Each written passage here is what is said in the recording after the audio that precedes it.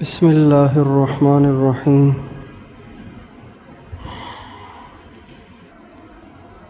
الحمد للہ رب العالمین، والصلاة والسلام علی سید الانبیاء والمرسلین وعلی آلہ واصحابہ اجمعین، اما بعد فاعوذ باللہ من الشیطان الرجیم، بسم اللہ الرحمن الرحیم۔ ومن یوق شح نفسہ فأولئک هم المفلحون۔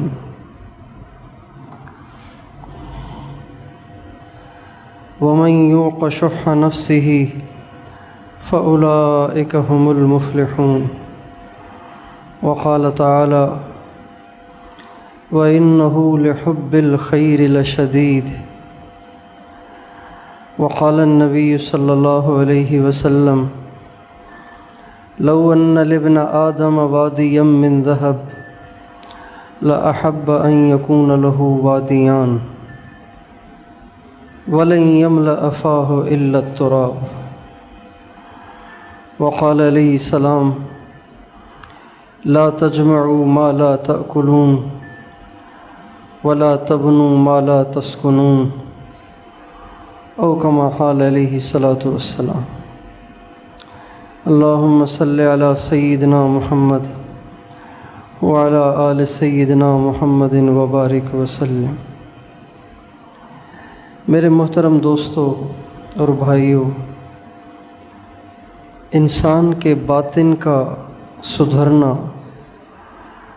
انسان کے باطن کا سنورنا، انسان کے باطن کا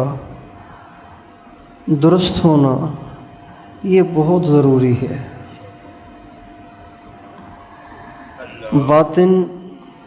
باطن اگر بنا ہوا ہو تو تھوڑی سی نیکی بھی بہت ہے، باطن اگر بگڑا ہوا ہو تو بہت ساری نیکیاں بھی کچھ نہیں ہیں، زیرو ہیں۔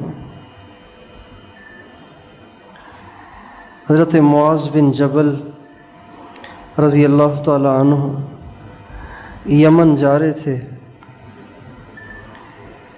آپ علیہ السلام سے کہا: یا رسول اللہ، کوئی نصیحت تو فرما دیں، کوئی نصیحت فرما دیں۔ آپ نے فرمایا: معاذ، اخلص العمل یکفیک القلیل۔ معاذ، عمل صحیح جذبے سے کرنا، چاہے تھوڑا ہی کرو، وہ کافی ہے۔ معاذ، عمل کو صحیح جذبے سے کرنا، اخلاص سے کرنا، صحیح جذبے سے کرنا، یکفیک القلیل۔ تو اگر تھوڑا بھی ہوگا تو کوئی حرج نہیں۔ اللہ تعالیٰ کے ہاں عمل کا کم ہونا اتنا برا نہیں ہے جتنا عمل کا خراب ہونا برا ہے۔ تو باطن کا درست ہونا، باطن کا بننا، اندر کا سنورنا، یہ بہت ضروری ہے۔ اور چونکہ اندر کی خرابیاں نظر نہیں آتی، اس لیے انسان اس کو صحیح کرنے کی کوشش بھی نہیں کرتا۔ باہر کی خرابیاں نظر آتی ہیں، اس لیے انسان اس کو صحیح کرنے کے لیے فکر مند ہوتا ہے۔ اس کی مثال بالکل آسان ہے کہ بنیان پہ لگا ہوا داغ انسان کو اتنا پریشان نہیں کرتا، بنیان ہے، چھپا ہوا ہے، لیکن کرتے پہ لگا ہوا داغ پریشان کرتا ہے کہ بس جلدی کپڑے بدلوں، عجیب سا لگ رہا ہے۔ بنیان پہ لگا ہوا داغ انسان کو اتنا پریشان نہیں کرتا، اس کو دھونے میں، اس کو صاف کرنے میں انسان اتنی جلدی نہیں کرتا، اس لیے کہ اندر ہے، نظر تھوڑی آ رہا ہے، لیکن کرتے پہ لگا ہوا، دامن پہ لگا ہوا جو داغ ہوتا ہے، ماتھے پہ لگا ہوا جو داغ ہوتا ہے، اس کو انسان جلدی صاف کرنے کی کوشش کرتا ہے، اس لیے کہ نظر آ رہا ہے۔ تو بالکل باطن کی خرابی اسی طرح ہے کہ انسان اپنے باطن کی خرابیوں کو درست کرنے کی کوشش اور فکر نہیں کرتا، اس لیے کہ وہ چھپی ہوئی ہوتی ہے۔ حسد چھپا ہوا ہے، کسی کو کیا پتہ اس کو حسد ہے، کسی کو کیا پتہ یہ تکبر میں مبتلا ہے، کسی کو کیا پتہ یہ دکھاوے کے لیے کر رہا ہے۔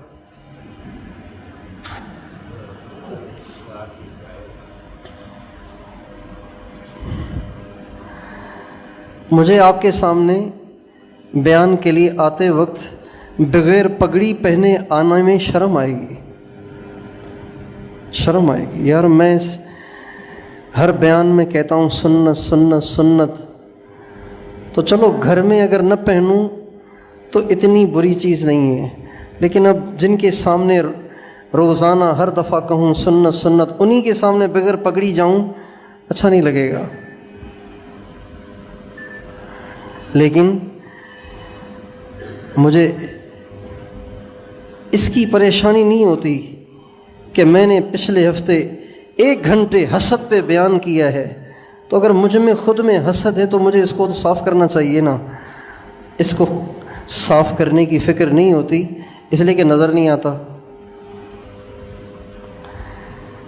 اس لیے عام طور سے باطن کا کام رہ جاتا ہے، انسان ظاہر کو بناتے بناتے بناتے بناتے مر جاتا ہے اور باطن کو گندہ لیے اللہ کے پاس چلا جاتا ہے۔ لہٰذا دیندار بھی مارے جاتے ہیں، دیندار بھی پکڑے جاتے ہیں، اور دیندار بھی جہنم کے حقدار بن جاتے ہیں، اور دیندار بھی مردود ہو کر مرتے ہیں، مردود ہو کر مرتے ہیں۔ اس لیے کہ ظاہر کو تو بڑا بنایا، باطن کو بنایا نہیں۔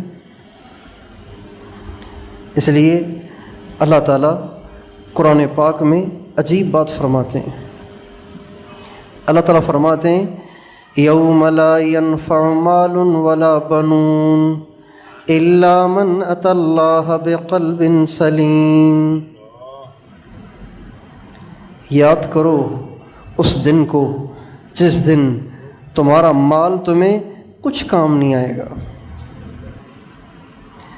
ایک آدمی قیامت کے دن اگر یہ کہے کہ اللہ میاں میں ایم پی اے تھا، ایم این اے تھا، میری 5000 ایکڑ زمین تھی، اللہ کہیں گے اچھا آپ اتنے مالدار تھے، چلیں آپ جائیں جنت الفردوس میں۔ ایسے نہیں ہوگا، بڑے مالدار تھے آپ، چلیں ٹھیک ہے آپ جائیں جنت میں۔ اور نہ ایسے ہوگا کہ کوئی پرہیزگار دیندار قیامت کے دن آئے گا اور کہے گا یا اللہ نمازیں تو اللہ کا شکر ہے پوری ہیں میری، اور میں نے کبھی زنا نہیں کیا، کبھی شراب نہیں پی، کسی کا دل نہیں دکھایا، کسی کو گالی نہیں دی، اگر کبھی ہوئی بھی ہے تو میں نے ان سے معافی مانگ لی ہے، مرنے سے پہلے اپنے معاملات صاف کر لیے تھے۔ لیکن ایک بات ہے کہ میں تھا مزدور آدمی، دہاڑی پہ کام کرتا تھا، کہا اچھا تو مزدور تھا، چل جہنم میں، پکڑ کے ڈالو اس کو دوزخ میں۔ ایسے نہیں ہوگا۔ قیامت کے دن مال کے ہونے سے کوئی نفع نہیں، مال کے نہ ہونے سے کوئی نقصان نہیں۔ مال والے اور غریب دونوں اللہ کے ہاں برابر ہوں گے۔ تو اللہ تعالیٰ فرماتے ہیں یوم لا ينفع مال ولا بنون، اس دن کو یاد کرو جس دن مال کام نہیں آئے گا، ولا بنون، بیٹے بھی کام نہیں آئیں گے، بیٹے بھی کام نہیں آئیں گے۔ اس سے پتہ چلتا ہے کہ بیٹا ہونے کی خواہش یہ آج کے دور کی نہیں ہے، یہ اس زمانے میں بھی تھی۔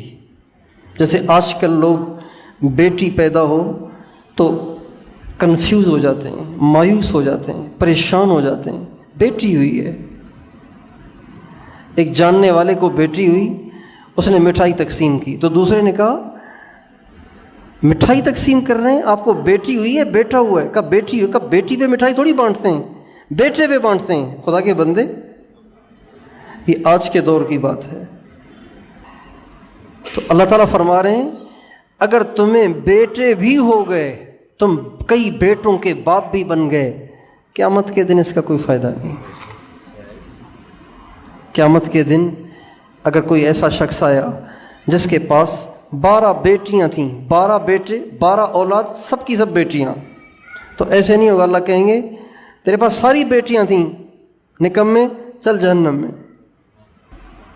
اور ایسے بھی نہیں ہوگا کہ ایک آدمی کے 12 بیٹے تھے، بیٹی ایک بھی نہیں تھی، اللہ کہیں گے واہ واہ کمال کر دیا تم نے، جا جنت میں۔ ایسے نہیں ہوگا۔ اللہ تعالیٰ فرماتے ہیں یوم لا ينفع مال ولا بنون، مال کا ہونا نہ ہونا قیامت کے دن برابر ہوگا، بیٹوں کا ہونا نہ ہونا قیامت کے دن برابر ہوگا۔ تو آخر فیصلہ کس پہ ہوگا؟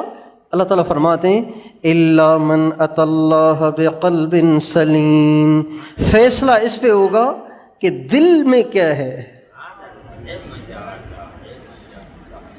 فیصلہ کس پہ ہوگا؟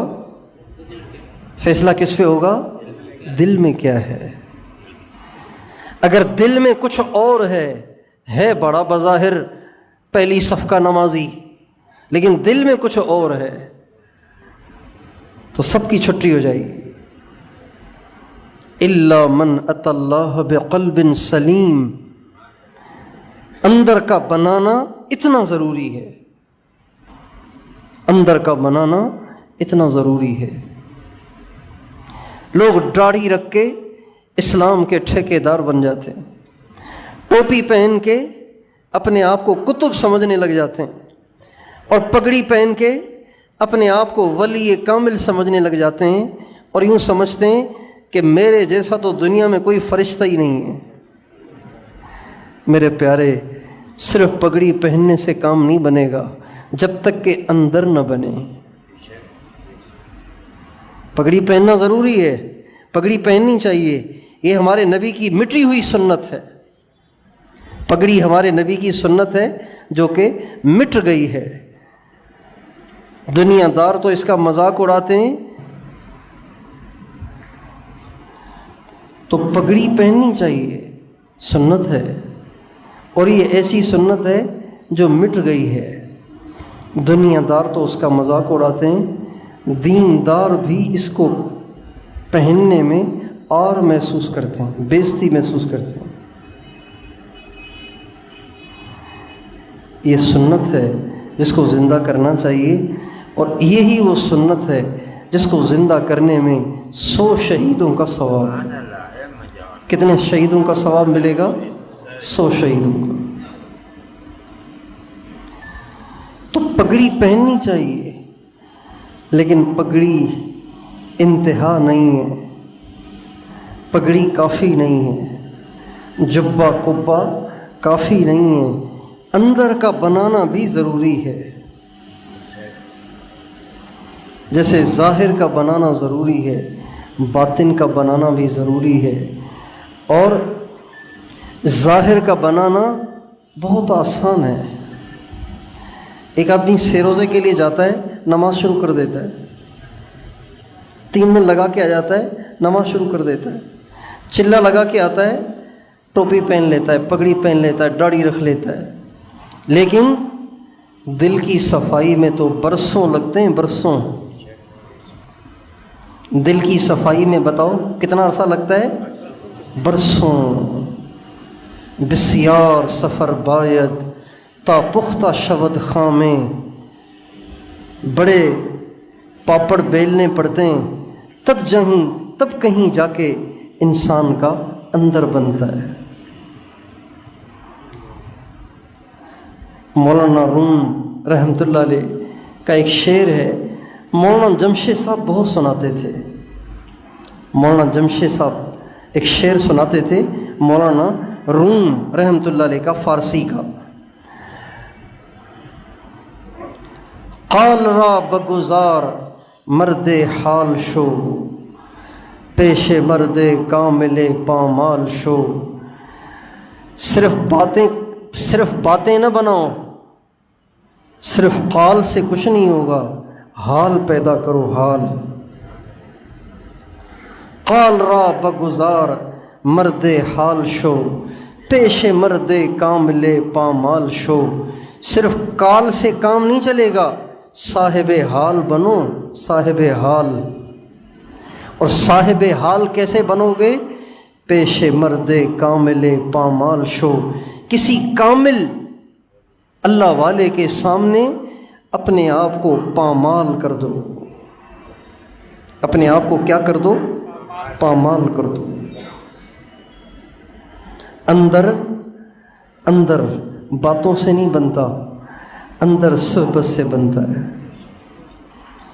اور اس میں ٹائم لگتا ہے۔ یہ ایک دن کا کام نہیں ہے، یہ 2 دن کا کام نہیں ہے، یہ مہینوں کا کام نہیں ہے۔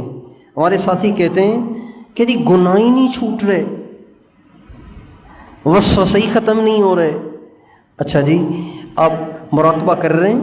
کہا جی ہاں اللہ کا شکر ہے، روزانہ 5-7 منٹ مراقبہ ہو جاتا ہے، 5-7 مراقبہ ہو رہا ہے، 5-7 منٹ مراقبہ ہو رہا ہے، اور اس سے ہوا میں اڑنا چاہتے ہیں۔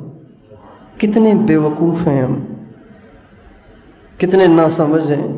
5 منٹ کے ذکر سے چاہتے ہیں کہ گناہ کا خیال بھی نہ آئے، یہ کیسے ہوگا؟ ایک آدمی آیا کسائی کے پاس، اس سے کہا یار میں نے تو آپ سے کہا تھا آپ مجھے بکرے کا گوشت دیں، بکرے کا، آپ نے مجھے شاید کوئی بوڑھے بیل کا گوشت دے دیا ہے، گل ہی نہیں رہا۔ بوڑھے بیل کا گوشت ذرا دیر سے گلتا ہے نا، آواز آ رہی ہے؟ بات سمجھ میں آ رہی ہے؟ بکری کا گوشت جلدی گل جاتا ہے، اور بوڑھے بیل کا گوشت ذرا دیر سے گلتا ہے۔ تو کسائی نے پوچھا کہ بھائی کتنی دیر آپ نے اس کو آگ پہ رکھا تھا؟ کب 5-6 منٹ تو رکھا ہوگا۔ تو بتائیے وہ کسائی اس گاہک کو رکھ کے ایک لگائے گا کہ نہیں لگائے گا؟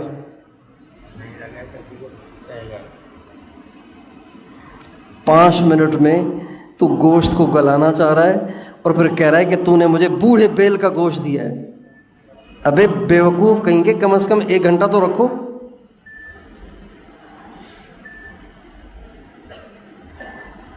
تو بھائیو اندر کا بنانا بڑا ضروری ہے، اور اندر بغیر برس ہا برس کی محنتوں کے نہیں بنتا، اور جب تک اندر نہیں بنے گا تب تک کام نہیں چلے گا، تب تک جنت نہیں ہے، تب تک جنت نہیں ہے، تب تک جنت نہیں ہے، تب تک جنت نہیں ہے، تب تک جہنم سے چھٹکارا نہیں ہے جب تک اندر نہ بن جائے۔ یوم لا ينفع مال ولا بنون الا من اتى اللہ بقلب سلیم۔ نہ مال سے نفع ہوگا، نہ اولاد سے نفع ہوگا، نفع ہوگا اس دل سے جو دل ہر برائی سے پاک ہو، ہر گناہ سے پاک ہو، ہر غلط جذبے سے پاک ہو۔ تو پچھلے ہفتے تکبر اور دکھاوے، ریا کی بات کی تھی، یہ 2 بیماریاں ہیں اندر کی۔ اور پچھلے ہفتے حسد کی بات کی تھی، حسد بھی اندر کی بیماری ہے، اندر کی بیماری۔ کسی کو اچھے حال میں دیکھ کر جل جانا، بھن جانا، پریشان ہو جانا، کسی کو اچھے حال میں دیکھے پریشان ہو جائے، یہ ایسے کیوں ہے، یہ بھی میری طرح پریشان کیوں نہیں ہے؟ اور پھر اس پہ کوئی پریشانی آ جائے تو اندر ہی اندر میں کہے مزے ہو گئے، اچھا ہوا اس کے ساتھ۔ اس کو حسد کہتے ہیں، یہ بھی بیماری ہے، اور یہ بہت بڑی بیماری ہے۔ آپ علیہ السلام کا ارشاد میں نے پچھلے ہفتے سنایا تھا، لیس منی ذو حسد ولا نمیمت ولا کہانت ولا انا منہ۔ حسد والا نہ مجھ سے ہے نہ میں اس سے ہوں، نہ اس کا میرے سے واسطہ ہے نہ میرا اس سے واسطہ ہے، یعنی نہ وہ میرا امتی نہ میں اس کا نبی۔ کتنا بڑا جرم ہو گیا، کتنا بڑا گناہ ہو گیا۔ آج عالم بھی مبتلا ہیں، طالب علم بھی مبتلا ہیں، دین کا کام کرنے والے بھی اس میں مبتلا ہیں، نمازی بھی اس میں مبتلا ہیں، حاجی بھی اس میں مبتلا ہیں، عمرہ کرنے والے بھی اس میں مبتلا ہیں، ذکر کرنے والے بھی اس میں مبتلا ہیں، یہاں تک کہ پیر بنے ہوئے مشائخ بھی اس میں مبتلا ہیں۔ اس کے مرید زیادہ کیوں ہیں، میرے تھوڑے کیوں ہیں؟ اس کے پاس زیادہ مرید کیوں جاتے ہیں، میرے پاس تھوڑے مرید کیوں آتے ہیں؟ پیروں میں حسد، علماء میں حسد، طلباء میں حسد، تبلیغ والوں میں حسد، مجاہدین میں حسد، دکانداروں میں حسد، بھائیوں میں حسد، بہنوں میں حسد، ماں باپ اور بچوں میں حسد، استاد اور شاگرد میں حسد۔ کیا مصیبت ہے!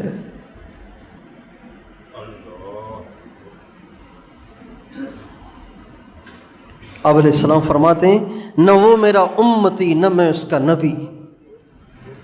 کتنی خطرے کی بات ہے، کتنی خطرے کی بات ہے، کتنی بڑی دھمکی ہے یہ۔ اور آپ علیہ السلام فرماتے ہیں لا یجتمع فی جوف عبد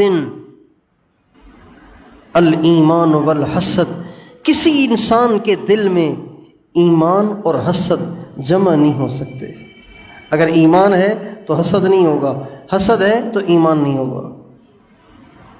لا یجتمع فی جوف عبد الایمان والحسد، ایک دل میں ایمان اور حسد جمع نہیں ہو سکتے۔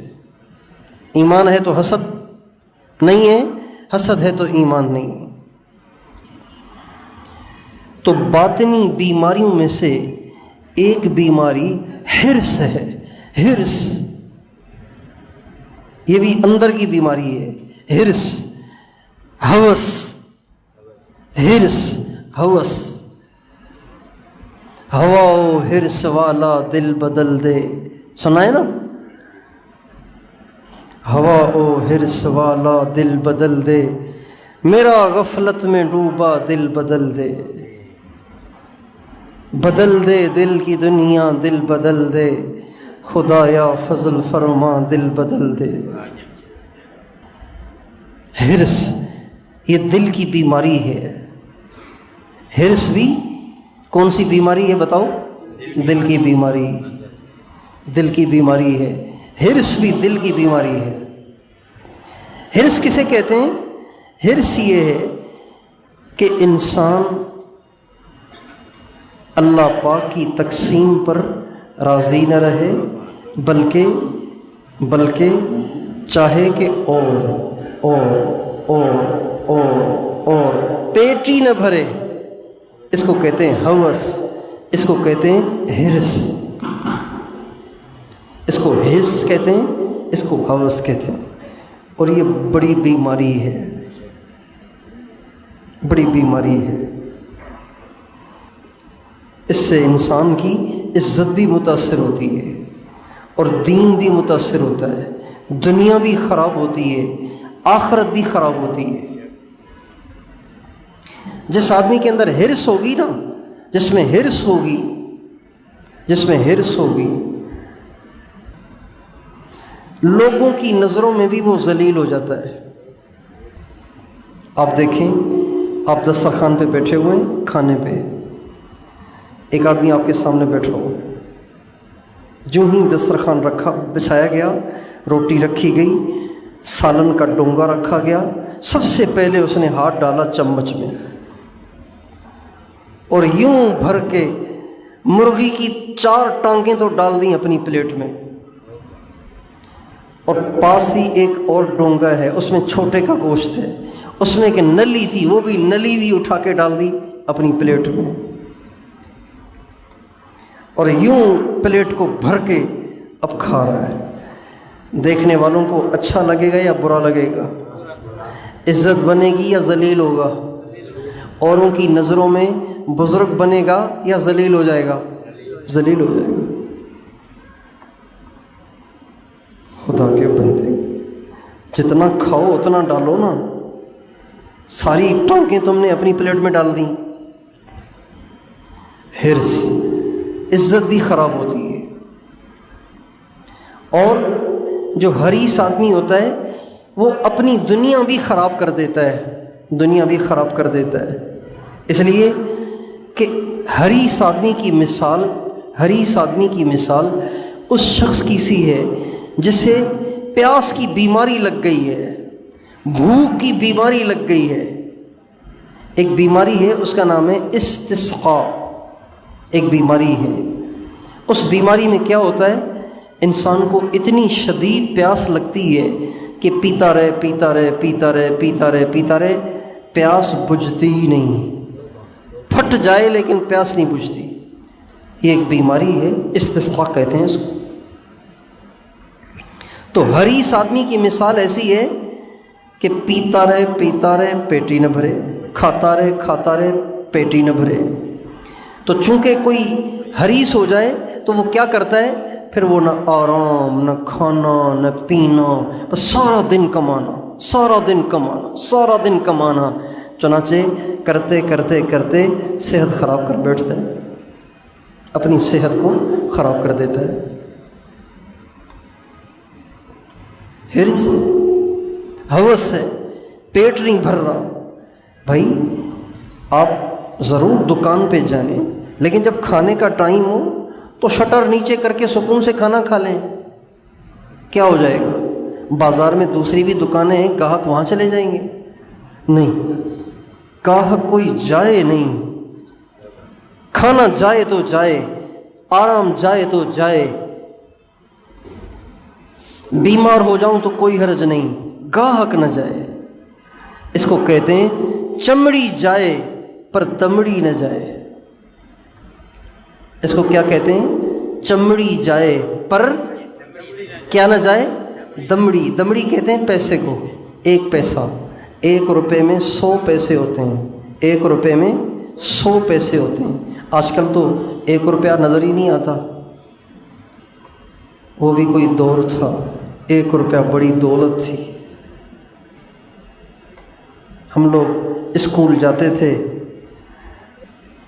تو والدہ جو خرچی دیتی تھی وہ دیتی تھی 5 پیسے، کبھی 10 پیسے، کبھی 5 پیسے۔ 10 پیسے ملتے تھے تو چھلانگیں مارتے ہوئے جاتے تھے، واہ واہ آج تو گول گپے بھی کھائیں گے، اور آج تو چھولے بھی کھائیں گے۔ زیادہ پیسے ملے، 5 پیسے کے گول گپے اور 5 پیسے کے چھولے کھائیں گے۔ اب تو بچے کو 10 روپے دیں تو منہ پہ مارتا ہے۔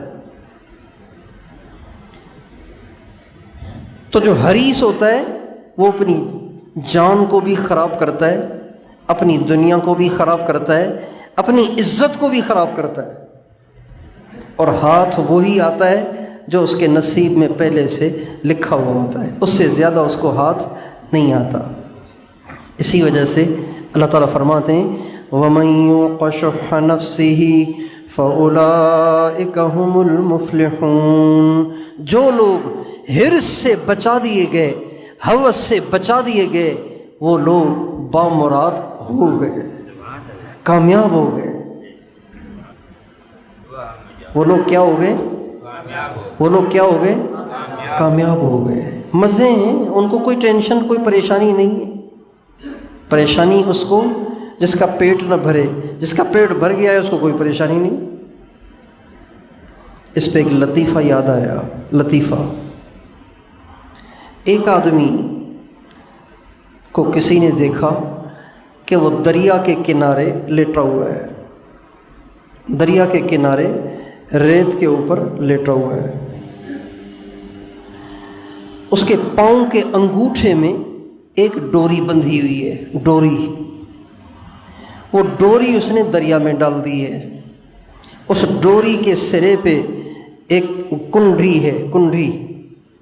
اس کنڈی میں تھوڑی سی بوٹی ہے، بوٹی، وہ اس نے ڈال دی ہے دریا میں۔ کیوں؟ اس لیے کہ جب کوئی مچھلی اس بوٹی کو پکڑے گی تو کنڈی میں کھنچاؤ پیدا ہوگا. وہ بوٹی کو کھینچے گی تو کنڈی بھی کھینچے گی نا. جو ہی کھینچے گی تو پتہ چل جائے گا، انگوٹھے سے پتہ چل جائے گا کہ ڈوری کھنچ رہی ہے. جو ہی ڈوری کے کھنچنا محسوس ہوگا تو ماہی گیر سمجھ جائے گا کہ مچھلی نے بوٹی میں منہ ڈال لیا ہے، تو وہ اسی وقت جھٹکے کے ساتھ اس ڈوری کو کھینچے گا اور کنڈی بھی باہر، بوٹی بھی باہر، اور بوٹی کے چکر میں مچھلی بھی باہر. بوٹی کے چکر میں مچھلی بھی باہر آ جائے گی. یہ طریقہ ہے. اب وہ لیٹا ہوا ہے، ڈوری بندھی ہوئی ہے. ایک آدمی آیا پڑھا لکھا سمجھدار، جیسے آج کل کے پڑھے لکھے ہیں نا،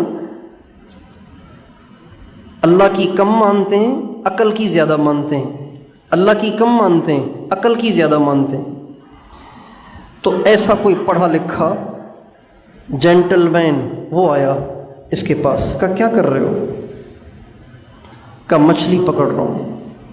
کہا کتنی پکڑ لیتے ہو؟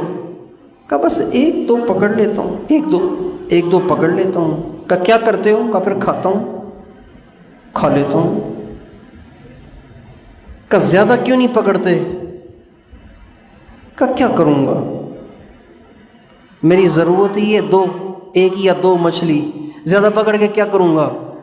کہا اللہ کے بندے زیادہ پکڑ کے پھر بیچ لینا. کہا بیچ کے کیا کروں گا؟ کہا پیسے ملیں گے. کہا پیسے کو کیا کروں گا؟ کہا پیسے جمع کرنا، اور جمع کر کے پھر ایک چھوٹی سی کشتی لے لینا. کہ پھر کیا ہوگا؟ کہ ابھی تو تم یہاں بیٹھے بیٹھے پکڑ رہے ہو، پھر تم ذرا آگے جا کے پکڑ لینا. کہ پھر کیا ہوگا؟ کہ زیادہ مچھلیاں آ جائیں گی. کہ پھر کیا ہوگا؟ کیا بیچو گے پھر پیسے آئیں گے. کہ ان پیسوں کا کیا کروں گا؟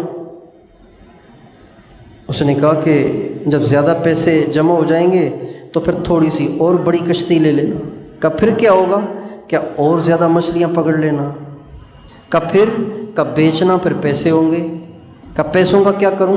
کہ جمع کر کے ایک اور بڑی کشتی، جہاز نما بڑی کشتی لے لینا. کہ پھر کیا ہوگا؟ کہ پھر بیچ میں چلے جانا، وہاں تو مچھلیاں ہی مچھلیاں ہیں، مچھلیاں ہی مچھلیاں ہیں. کہ پھر کیا ہوگا؟ کہ اتنی ساری جب مچھلیاں پکڑو گے تو تمہارا کاروبار بن جائے گا، ایکسپورٹ انپورٹ، مچھلیاں باہر ملک بھی بھیجو گے، اپنے ملک میں بھی بیچو گے. کہ پھر کیا ہوگا؟ کہ پھر تو پیسوں کے انبار لگ جائیں گے. کہ پھر کیا ہوگا؟ کہ پھر گھر بنانا، بڑا سارا گھر بنانا. کہ پھر کیا ہوگا؟ کہ پھر آرام سے بیٹھ کے کھانا. کہ پاگل کہیں کہ ابھی کیا کر رہا ہوں، ابھی کیا کر رہا ہوں، ابھی کون سی میں کسی چلا رہا ہوں، آرام سے تو بیٹھا ہوا ہوں. اتنا لمبا مجھے راستہ بتا رہے ہو تم، تو آرام سے تو بیٹھا ہوں نا. میں کیا کر رہا ہوں ابھی، کتنے سکون سے بیٹھا ہوا ہوں، کوئی ٹینشن نہیں. مچھلی ایک پکڑوں گا، جاؤں گا اسے آگ پہ پکا کے کھاؤں گا، اللہ اللہ خیر صلی اللہ، باقی سارا دن فارغ. اس کو کہتے ہیں ہوس، اس کو کہتے ہیں ہرس. ہمارے نبی کا ارشاد ہے لو ان لابن آدم وادیا من ذهب لاحب ان يكون له وادیان. اگر انسان کو ایک سونے کا جنگل دے دیا جائے تو انسان کہے گا اللہ میاں ایک اور دے دے، ایک اور دے دے. آپ دیکھیں نا ہمارے ہاں، یہ ہم تو آنکھوں سے دیکھ رہے ہیں نا، آنکھوں سے دیکھ رہے ہیں. لوگ 10ویں گریڈ میں داخل ہوتے ہیں، 17ویں گریڈ میں پہنچ کے بھی کہتے ہیں نہیں اور آگے جانا ہے. کاؤنسلر بنتے ہیں، کاؤنسلر بننے کے لیے الیکشن میں کھڑے ہوتے ہیں، کاؤنسلر بن جاتے ہیں، پھر ایک اور بڑا الیکشن کھیلتے ہیں اور پھر چیئرمین بن جاتے ہیں، پھر MP بننے کی کوشش کرتے ہیں، پھر MNA بننے کی کوشش کرتے ہیں، پھر کچھ اور بننے کی کوشش کرتے ہیں، بس خدا بننے کی کوشش نہیں کرتے، باقی ہر کوشش کرتے ہیں۔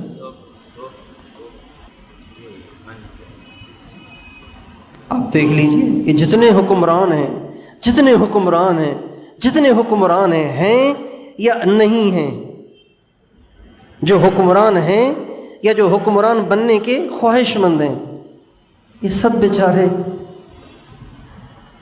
گھر بیٹھ کے آرام سے کھانا کھائیں، اپنے بچوں کو پالیں، نمازیں پڑھیں، اللہ اللہ کریں، اس کی بجائے بس لگے ہوئے ہیں سارا دن رسہ کشی میں، حکمران بننے کے چکر میں، حکمران بننے کی کوششوں میں لگے ہوئے ہیں دن رات۔ یہ حرص ہے، حرص، یہ اللہ کو بہت ناپسند ہے، بہت ناپسند ہے، بہت ناپسند ہے۔ اللہ تعالیٰ قرآن پاک میں انسان کی اس کمی کو بڑے دکھ بھرے لہجے میں بیان فرماتے ہیں، وَالْعَادِيَاتِ ذَبْحًا فَالْمُورِيَاتِ قَدْحًا فَالْمُغِيرَاتِ صُبْحًا فَأَثَرْنَ بِهِ نَقْعًا فَوَسَطْنَ بِهِ جَمْعًا إِنَّ الْإِنسَانَ لِرَبِّهِ لَكَنُودٌ وَإِنَّهُ عَلَى ذَلِكَ لَشَهِيدٌ وَإِنَّهُ لِحُبِّ الْخَيْرِ لَشَدِيدٌ۔ انسان کو بڑا شوق ہے مال کو جمع کرنے کا۔ اللہ تعالیٰ کہتے ہیں إِنَّهُ لِحُبِّ الْخَيْرِ لَشَدِيدٌ، یہ مال کو جمع کرنے کا بڑا شوق ہے، اس میں بڑا حریص بنا ہوا ہے، یہ پیٹ ہی نہیں بھرتا۔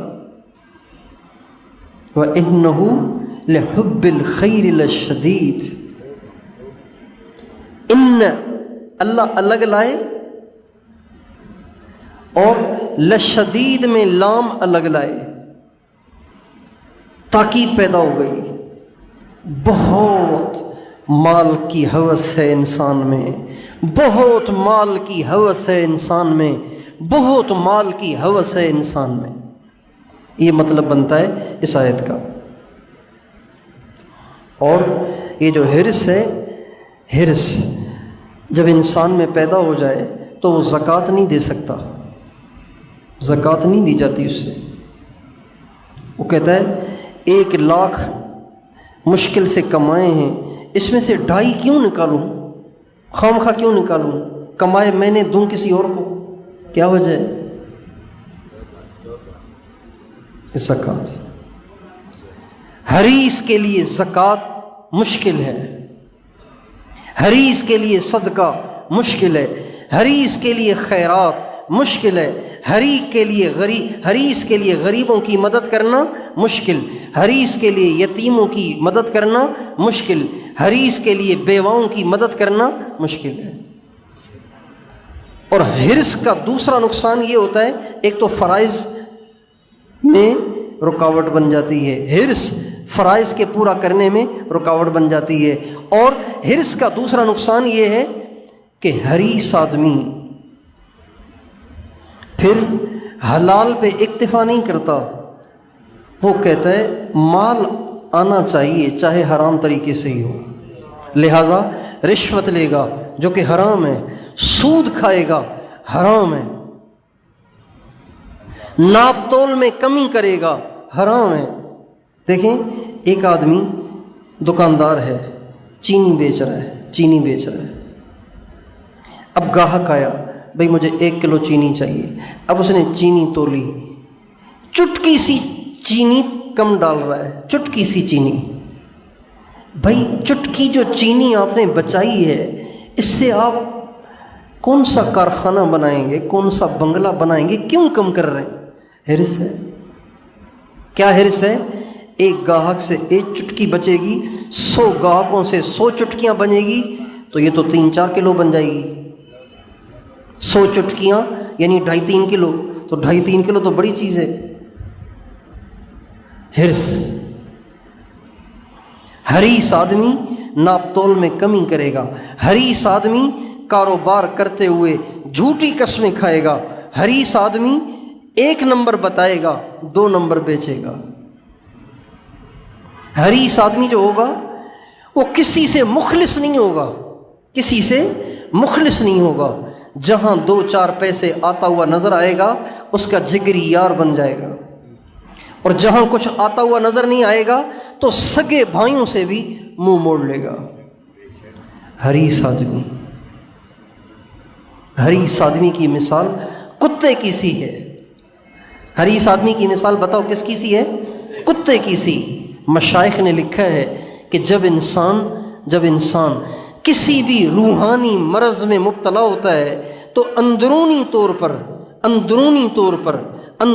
طور پر اس کی شکل اس جانور جیسی بن جاتی ہے۔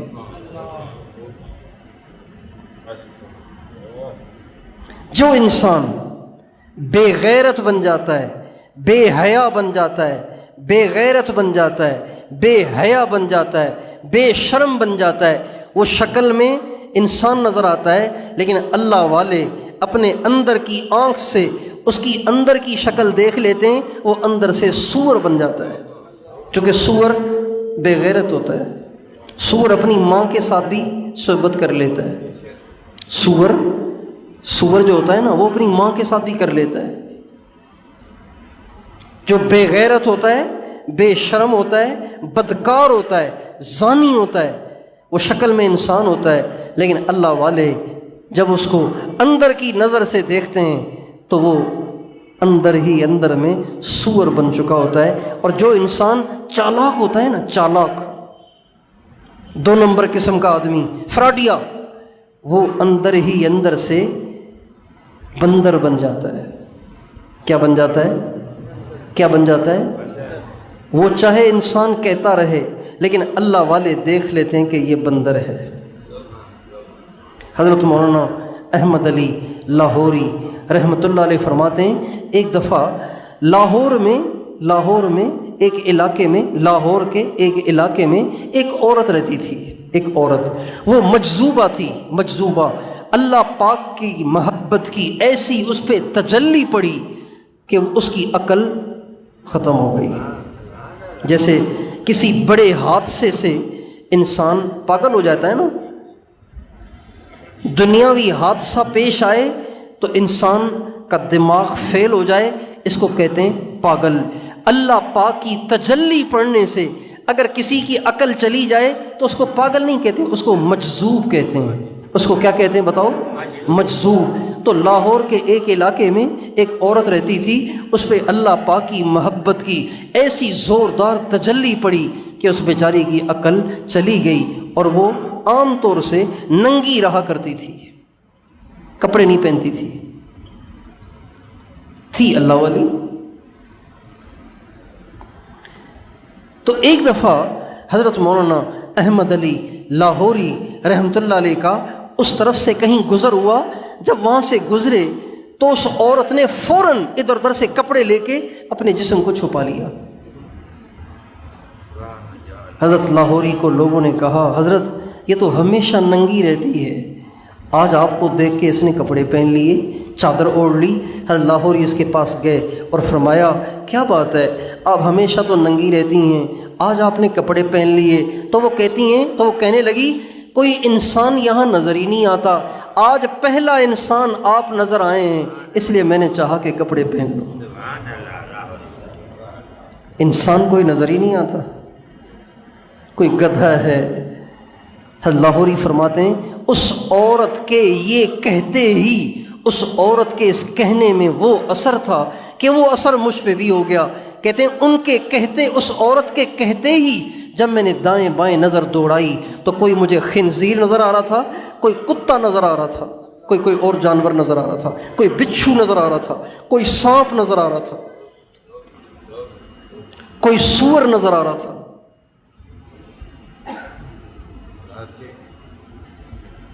تو جو حریص آدمی ہوتا ہے نا، حریص اور چاہیے، وہ اندر ہی اندر میں کتا بن جاتا ہے۔ کیا بن جاتا ہے؟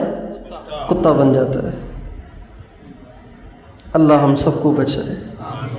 ہمارے نبی کا ارشاد ہے کہ اگر کوئی بھوکا بھیڑیا، اگر دو بھوکے بھیڑیے ما ذئبان جائعان ارسلا فی غنم بأضر لہما من حرص المرء علی المال والشرف لدینہ۔ آپ علیہ السلام کا ارشاد ہے، دو بھوکے بھیڑیے اگر اسے بکریوں کے ریوڑ میں چھوڑ دیا جائے تو وہ اتنی تباہی نہیں مچاتے جتنی تباہی ایک انسان کے دین میں مچتی ہے حرص سے اور بڑا بننے کے جذبے سے۔ کسی آدمی کے اندر مال کی حرص آ جائے نا، مال کی حرص آ جائے یا بڑا بننے کا جذبہ پیدا ہو جائے، یہ دو چیزیں جتنا دین کو تباہ و برباد کرتی ہیں اتنا دو بھوکے بھیڑیے بکریوں کے ریوڑ میں داخل ہو کے بھی تباہی اور بربادی نہیں مچاتے۔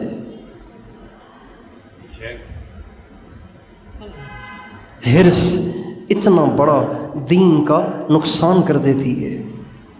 تو حریص آدمی فرائض بھی پورے نہیں کر پائے گا، حریص آدمی حلال پہ اکتفا نہیں کرے گا، وہ کہے گا کوئی بات نہیں توبہ کر لیں گے، آج تو لے لو، لہذا حرام بھی کر لے گا، حرام بھی کمائے گا۔ اس لیے ہمیں چاہیے کہ ہم حریص نہ بنیں، حریص بنیں لیکن دین میں۔ حریص کس میں بنے؟ ہمارے نبی کے بارے میں اللہ تعالیٰ فرماتے ہیں لَقَدْ جَاءَكُمْ رَسُولٌ مِّنْ أَنفُسِكُمْ عَزِيزٌ عَلَيْهِ مَا عَنِتُّمْ حَرِيصٌ عَلَيْكُمْ بِالْمُؤْمِنِينَ رَءُوفٌ رَحِيمٌ۔ یہ جو میرا نبی تمہارے پاس آیا ہے اس میں یہ خوبی ہے، یہ خوبی ہے، یہ خوبی ہے، اور اس میں سے ایک خوبی یہ ہے حریص علیکم، یہ تم سب کی ہدایت کا حریص ہے۔ سارا مکہ مسلمان ہو جائے تب بھی اس کا پیٹ نہیں بھرتا، یہ کہتا ہے اور بھی مسلمان ہو۔ سارا عرب ہو جائے اس کا پیٹ پھر بھی نہیں بھرتا، یہ کہتا ہے عجم بھی ہو جائے۔ سارا عجم بھی ہو جائے یہ کہتا ہے نہیں، قیامت تک کے آنے والے سارے انسان مسلمان ہو جائیں۔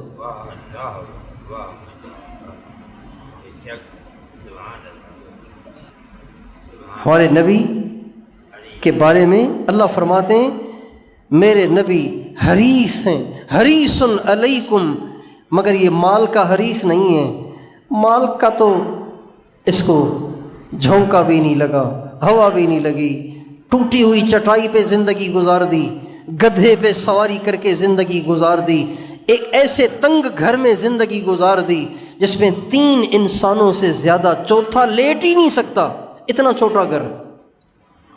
ہمارے نبی کا گھر اتنا چھوٹا جس میں اگر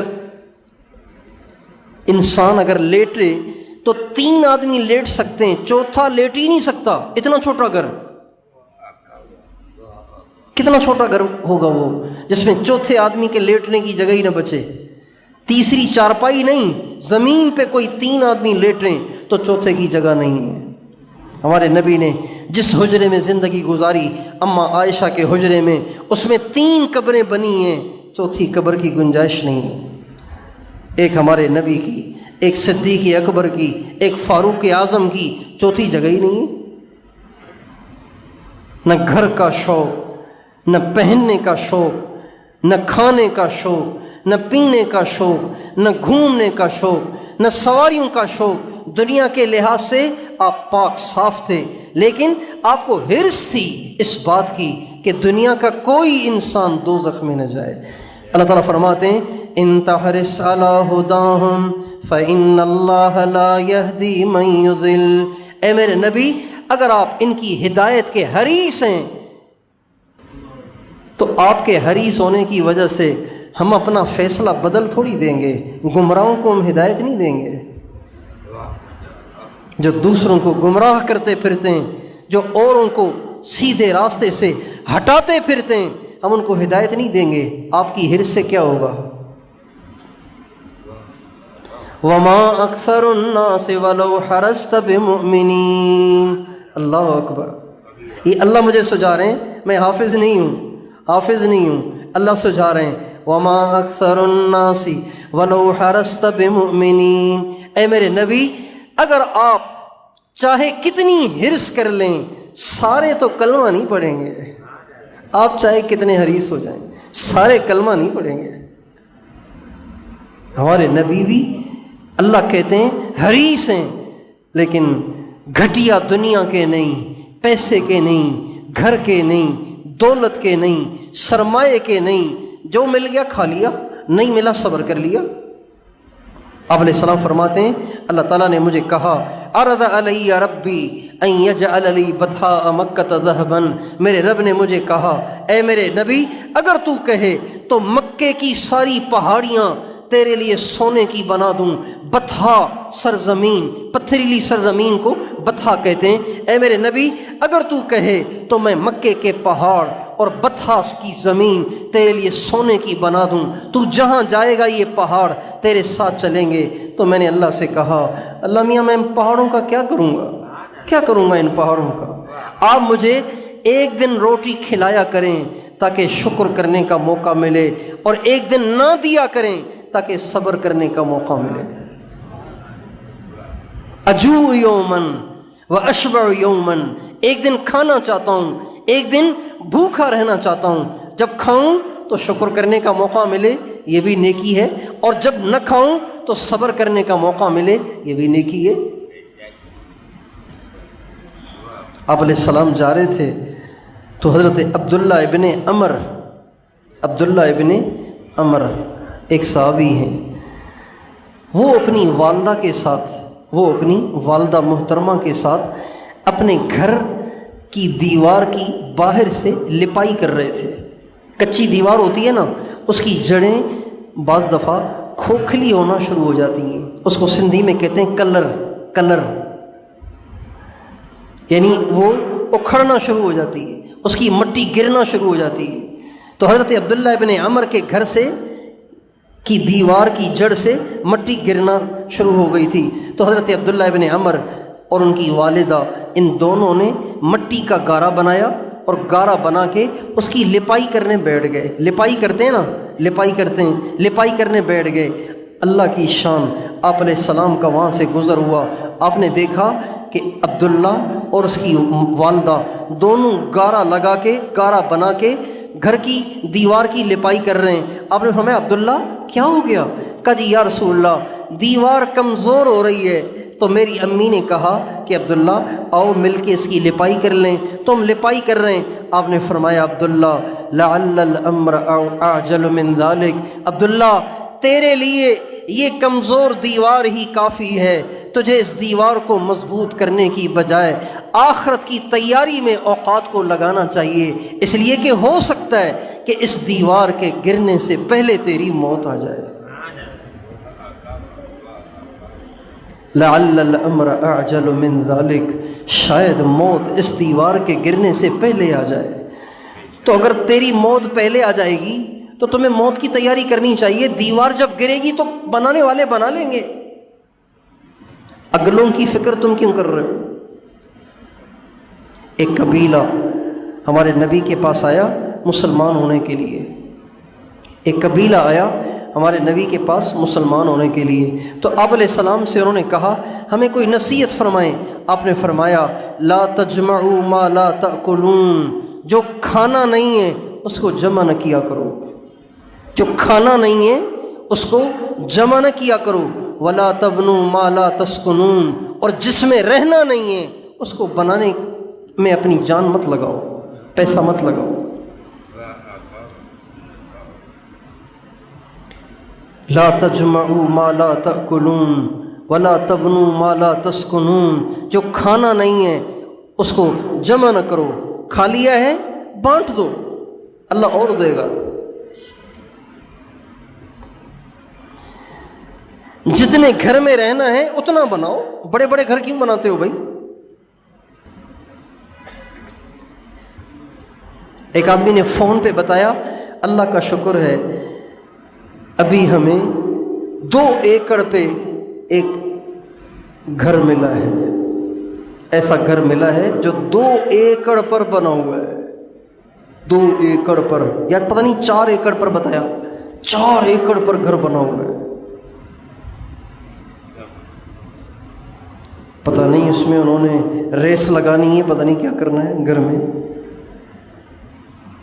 حریص ہونا اچھا نہیں ہے، اللہ کو بھی ناپسند ہے اور انسانوں کو بھی اچھا نہیں لگتا ایسا آدمی۔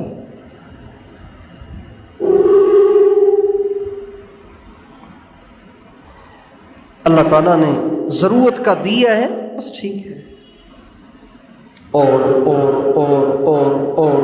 یہ تو جہنم ہے۔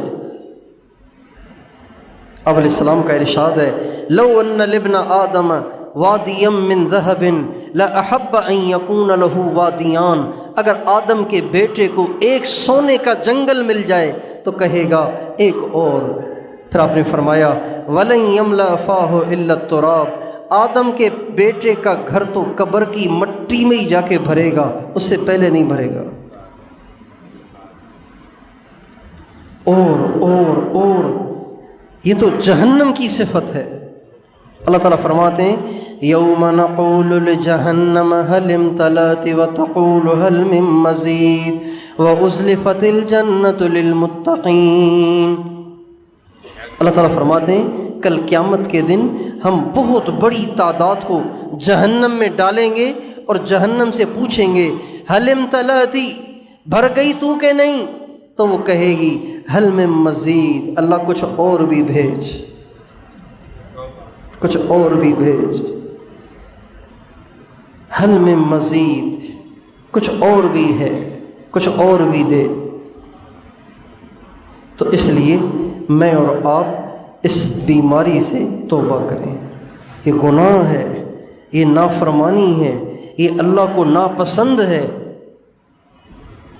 ایک چھوٹا سا واقعہ، حضرت علی کو ایک دفعہ معلوم ہوا کہ نبی کریم صلی اللہ علیہ وسلم کئی دن سے بھوکے ہیں، کئی دن سے آپ علیہ السلام نے کچھ نہیں کھایا، اور حضرت علی پریشان ہو گئے، کیا کروں، حضور بھوکے ہیں، پھر میرے پاس بھی کچھ نہیں ہے، نکلے باہر کہیں مزدوری مل جائے کچھ کر لوں۔ چنانچہ ایک یہودی سے ملاقات ہو گئی، یہودی سے کہا کوئی کام ہے، میں مزدوری کرنے کے لیے تیار ہوں۔ کہاں ہے؟ یہ کھجوروں کے درخت ہیں، یہ کنواں ہے، اس سے ڈول بھر بھر کے ان درختوں کو پانی دینا ہے، ایک ڈول بھرو گے ایک کھجور ملے گی، ایک ڈول بھرو گے کتنی کھجوریں ملیں گی؟ ایک۔ حضرت علی نے پانی کھینچنا شروع کیا، ایک ڈول، دوسرا ڈول، تیسرا ڈول، چوتھا ڈول، پانچواں ڈول، 20-25 ڈول نکال لیے، مٹھی بھر کھجوریں مل گئیں، مٹھی بھر کھجوریں مل گئیں۔ جب وہ بھر چکے، یہودی کے اور بھی درخت ابھی باقی تھے، کچھ درختوں کو تو پانی مل گیا تھا، کچھ درخت ابھی باقی تھے، تو یہودی نے حضرت علی سے کہا کچھ اور بھی کرو، ابھی تو بہت کام باقی ہے۔ تو فرمانے لگے نہیں، میرے نبی اور میرے اہل بیت اور میرے نبی کی ضرورت کے لیے اتنی کھجوریں کافی ہیں، لہٰذا مجھے مزید کرنے کی ضرورت نہیں ہے۔ جب یہ کھجوریں لے کے نبی اکرم صلی اللہ علیہ وسلم کی خدمت میں پہنچے، آپ نے کہا یہ کیا لائے ہو؟ کہا کھجوریں۔ کہا تمہیں کس نے بتایا؟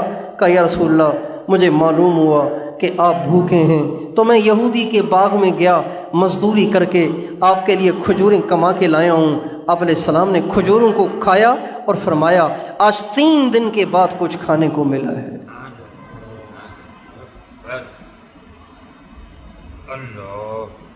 ہرس ہوتی تو کہتے اچھا چلے میں یہ چھوڑ کے دوبارہ آتا ہوں۔ حریص نہیں ہونا چاہیے۔ اچھا جو لوگ حریص ہوتے ہیں نا، جو لوگ حریص ہوتے ہیں، جن کا پیٹ نہیں بھرتا، وہ ایسی ایسی چوٹیں کھاتے ہیں، ایسی ایسی چوٹیں لگتی ہیں ان کو کہ اگلی پچھلی برابر ہو جاتی ہے۔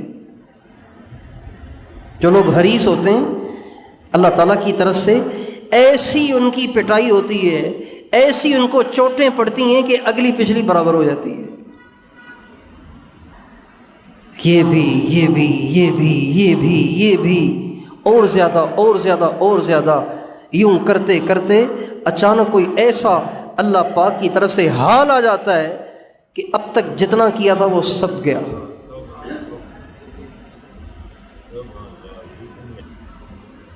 ابھی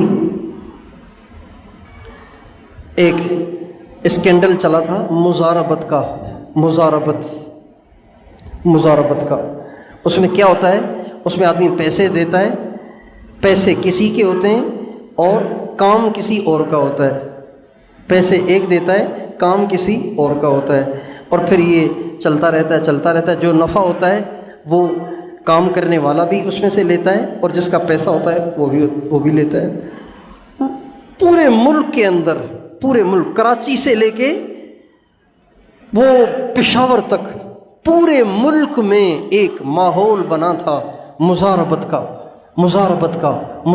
کا۔ لوگ پیسے دے رہے ہیں۔ جن کے اچھے خاصے کاروبار چل رہے تھے، جن کے اچھے خاصے بزنس چل رہے تھے، اچھا خاصا کما رہے تھے، صرف اس شوق میں کہ بیٹھے بیٹھے پیسے ملتے رہیں گے، انہوں نے اپنی بیویوں کے زیور بھی بیچ دیے، جو دکانیں ان کی چل رہی تھیں وہ دکانیں بھی بیچ دیں، اور اس کے پیسے بھی وہاں جمع کرا دیے کہ مہینے میں 1 لاکھ پہ 8,000 ملیں گے، 1 لاکھ پہ 5,000 ملیں گے، 1 لاکھ پہ بعضوں نے کہا 10,000 ملیں گے۔ اور جتنی جمع پونجی تھی وہ ساری کی ساری جمع کرا دی، 2 مہینے تک ملے، اور اس کے بعد لینے والا چلا گیا ملیشیا۔ پیسے لینے والا کہاں چلا گیا؟ سب بتاؤ، کون جائے ملیشیا؟ اچھے خاصے کاروبار کر رہے تھے۔ حریص نہیں ہونا چاہیے۔ اللہ نے جس حال میں رکھا ہے اس پہ اللہ پاک کی رضا میں راضی رہنا اور خوش رہنا، اور اسی پہ گزارا کرنا۔ اب یہ حرص کی بیماری تو ہم سب میں ہے، مجھ میں بھی ہے، اور اب آپ کو تو میں کہہ نہیں سکتا، بہرحال مجھ میں تو ہے۔ اب اس کا علاج کیا ہے؟ اس کا علاج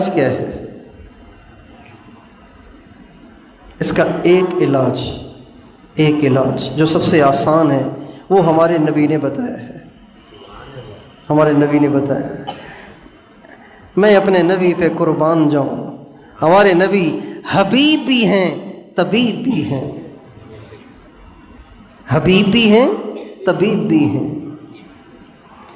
ہمارے نبی نے اس کا علاج بتایا ہے۔ علاج کیا ہے؟ آپ علیہ السلام فرماتے ہیں دنیا کے لحاظ سے اپنے سے اوپر والوں کو دیکھنا چھوڑ دو، بس علاج ہو گیا۔ دنیا کے لحاظ سے اپنے سے اوپر والوں کو دیکھنا چھوڑ دو، حرص ختم ہو جائے گی، زندگی میں اتنا سکون آ جائے گا کچھ نہ پوچھو۔ حرص کیوں ہوتی ہے؟ دیکھو وہ کہاں پہنچ گیا ہے، میں بھی دوڑ لگاؤں۔ ایسی گاڑی ہونی چاہیے، ایسی، لہذا تھوڑی سی اور دوڑ لگاؤ۔ اس کے پاس تو کار ہے، میرے پاس تو موٹر سائیکل ہے، میں کار والا کب بنوں گا؟ اب دوڑ لگا رہے ہیں تاکہ میں بھی کار والا بن جاؤں۔ کار ہے لیکن مہران ہے، مہران کار ہے۔ آج کل تو کوئی بڑا آدمی مہران میں نہیں بیٹھتا بھئی، کار کم از کم چلو بڑی نہ صحیح، لیکن کم از کم چھوٹے سائز کی ہی، کم از کم وڈز تو ہو نا۔ وڈز ایک کار کا نام ہے، جاپانی کار ہے وڈز، کم از کم وڈز تو ہو نا بھائی۔ اب وڈز بھی مل گئی، اب یار کم از کم ہونڈا سیوک تو ہو نا، ہونڈا سیوک کرولا بڑی، اب وہ بھی آ گئی۔ اب دیکھ رہا ہے کہ کوئی چودھری، کوئی وڈیرا، کوئی ایم پی ایم این اے زون جا رہا ہے ویگو میں، خود آگے بیٹھا ہوا ہے، پیچھے اس کے 2 گارڈ گنے لے کے بیٹھے ہوئے ہیں۔ اب یہ سوچ رہا ہے یہ ہونڈا سیوک تو کچھ بھی نہیں ہے، آخر ویگو تو ہونی چاہیے نا۔ اب یہ ویگو کے شوق میں، اب لینڈ کروزر کے شوق میں، اب ہیلی کاپٹر کے شوق میں، بس یہی شوق کرتے کرتے بیچارہ قبر میں چلا جاتا ہے، چڑھتے چڑھتے چڑھتے چڑھتے زیرو ہو جاتا ہے، چڑھتے چڑھتے زیرو ہو جاتا ہے۔ دنیا گول ہے نا، دنیا کیا ہے؟ سب بتاؤ دنیا کیا ہے؟ ایک آدمی یہاں سے دوڑنا شروع کرے، بھاگ رہا ہے بھاگ رہا ہے بھاگ رہا ہے بھاگ رہا ہے بھاگ رہا ہے، تو وہ سمجھ رہا ہے میں بہت تیز بھاگ رہا ہوں، لیکن بھاگتے بھاگتے آخر کہاں پہنچے گا؟ جہاں سے چلا تھا۔ دنیا گول ہے، ساری زندگی محنت کرتے کرتے کرتے کرتے کرتے کرتے کرتے قبر۔ کچے مکان سے چلا تھا، کچے مکان تک پہنچ گیا، مٹی سے چلا تھا، مٹی تک جا پہنچا۔ اجل نے نہ کسرا ہی چھوڑا نہ دارا، اسی سے سکندر سا فاتح بھی ہارا، ہر ایک لے کے کیا کیا نہ حسرت سے دھارا، پڑا رہ گیا سب یوں ہی ٹھاٹھ سارا، اجل تیرا کر دے کہ بالکل صفایا، جگہ جی لگانے کی دنیا نہیں ہے، یہ عبرت کی جا ہے تماشا نہیں ہے۔ لوگوں نے اس دنیا کو ریس کا میدان سمجھ لیا ہے، ریس کا میدان، دوڑ لگا رہے ہیں دنیا کی۔ دوستو یہ دنیا کی دوڑ لگانے کا میدان نہیں ہے، یہ آخرت کی دوڑ لگانے کا میدان ہے۔ ہمارے نبی نے ایک دفعہ فرمایا کہ جو آدمی روزانہ 100 دفعہ کہے گا سبحان اللہ والحمد للہ ولا الہ الا اللہ واللہ اکبر، جو آدمی 100 دفعہ یہ کہے گا، اس دن اس سے زیادہ نیکی کرنے والا کوئی نہیں۔ اور یہ بات آپ نے فرمائی غریب مسلمانوں سے۔ غریب مسلمانوں نے آ کے ہمارے نبی سے کہا یا رسول اللہ، ہمارے جو مالدار بھائی ہیں وہ صدقہ کر رہے ہیں، خیرات کر رہے ہیں، اللہ کے راستے میں لگا رہے ہیں، غریبوں یتیموں بیواؤں کی مدد کر رہے ہیں، اتنی بڑی جنت بنا رہے ہیں، ہمارے پاس تو پیسہ ہے نہیں، تو ہم اتنی بڑی جنت کیسے بنائیں؟ آپ نے فرمایا تم یہ شروع کر لو، تم یہ شروع کر لو، سبحان اللہ الحمدللہ لا الہ الا اللہ اللہ اکبر 100 دفعہ پڑھو، تو اس سے افضل عمل اور کوئی نہیں ہے۔ ہاں جو اس سے زیادہ پڑھے گا وہ اس سے افضل ہو جائے گا۔ اچھا یہ بات آپ نے فرمائی غریبوں سے، اللہ کی شان مالداروں کو پتہ چل گیا، مالداروں کو بھی پتہ چل گیا۔ اب مالدار صدقہ خیرات تو کر ہی رہے تھے، اب انہوں نے بھی تسبیح پڑھنا شروع کر دی، سبحان اللہ الحمدللہ لا الہ الا اللہ اللہ اکبر۔ غریب بھاگے بھاگے آئے، یا رسول اللہ یہ مالدار تو پھر آگے نکل گئے، صدقہ خیرات تو کر رہے ہیں مگر وہ تسبیح جو آپ نے ہمیں بتائی پھر انہوں نے بھی شروع کر لی، اب آپ کوئی اور عمل بتائیں نا تاکہ ہم بھی آگے نکل جائیں۔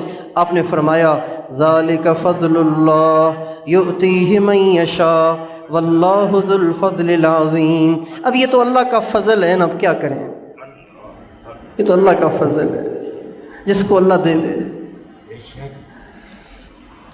اب حضرات صحابہ کرام میں بھی دوڑ تھی، لیکن اس کی تھی، ادھر دوڑ ہے دکان کی، دوڑ ہے پراپرٹی کی، دوڑ ہے پیسے کی، دوڑ ہے مال کی، کپڑوں کی، جوتوں کی، اور عورتوں میں دوڑ ہے بننے سنورنے کی، عورتوں میں دوڑ ہے بننے سنورنے کی، ہرس۔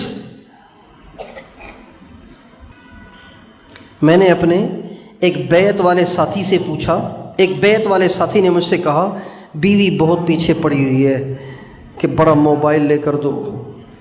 میں نے کہا بھئی اچھی چیز نہیں ہے، چھوڑ دو، اس کو ترغیب دے کے راضی کر لو۔ کیا کرے گی تمہاری بیوی بڑا موبائل لے کے؟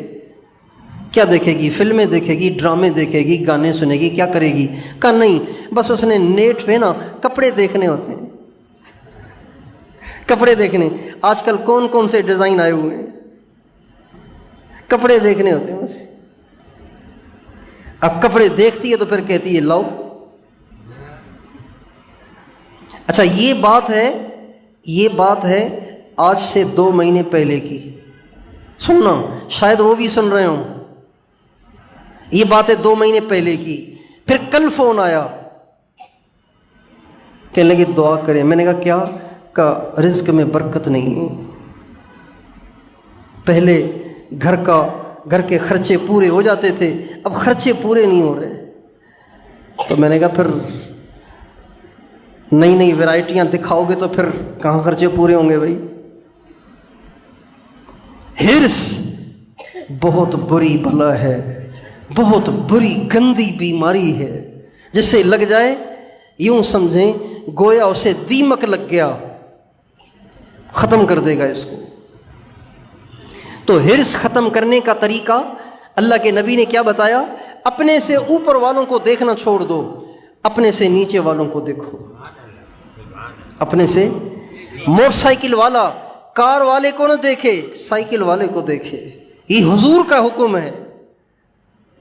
یہ کس کا حکم ہے سب بتاؤ؟ حضور کا حکم ہے۔ موٹر سائیکل والا کار والے کو بالکل نہ دیکھے، سائیکل والے کو دیکھے۔ سائیکل والا پیدل والے کو دیکھے، پیدل والا بغیر جوتوں کے ننگے پاؤں چلنے والے کو دیکھے۔ ایک بزرگ کہتے ہیں ایک دفعہ مجھ پہ اتنی تنگی آئی کہ میرے پاس جوتا نہیں تھا، اب نماز کا وقت ہو گیا ہے اور میں نے مسجد جانا ہے، اب شدید گرمی اور دھوپ پڑ رہی ہے، تو میں بہت پریشان ہوا۔ ہائے اللہ، آپ نے مجھے جوتے بھی نہیں دیے کہ کہیں میں آپ کو آ کے سجدہ کر لیا کروں، نماز تو پڑھ لیا کروں، جوتا تو دے دیتے مجھے۔ میرے دل میں تھوڑا سا اعتراض پیدا ہوا، پریشانی پیدا ہوئی، ناشکری کی سی کیفیت پیدا ہوئی۔ یا اللہ، جوتا تو دے دیتے کہ آپ کے گھر آ کے نماز تو پڑھ سکتا، اتنی گرمی پڑ رہی ہے اب کیسے جاؤں؟ کہنے لگے ابھی میں یہ دل میں سوچ ہی رہا تھا کہ میں نے ایک کو دیکھا کہ وہ سرین کے بل گھسٹتا ہوا جا رہا تھا۔ کس کے بل؟ سرین کے بل، ٹانگیں نہیں تھیں اس کے، ٹانگیں ہی نہیں تھیں، سرین کے بل گھسٹتا ہوا مسجد جا رہا تھا۔ میں نے کہا اے اللہ تیرا شکر ہے، تو نے مجھے ٹانگیں تو دی ہیں۔ کہتے ہیں یہ دیکھتے ہی دوڑتا ہوا میں مسجد پہنچ گیا۔ جوتوں والوں کو دیکھا تو اللہ پہ اعتراض پیدا ہوا، بن ٹانگوں والوں کو دیکھا تو اللہ کی نعمت کا شکر پیدا ہو گیا اور دوڑ کے مسجد پہنچ گیا۔ اس لیے ہمارے نبی نے اماں عائشہ سے فرمایا، عائشہ اوپر والوں کو نہیں دیکھنا، دنیا کے لحاظ سے اوپر والوں کو نہ دیکھنا، نیچے والوں کو دیکھنا، اللہ کا شکر پیدا ہوگا۔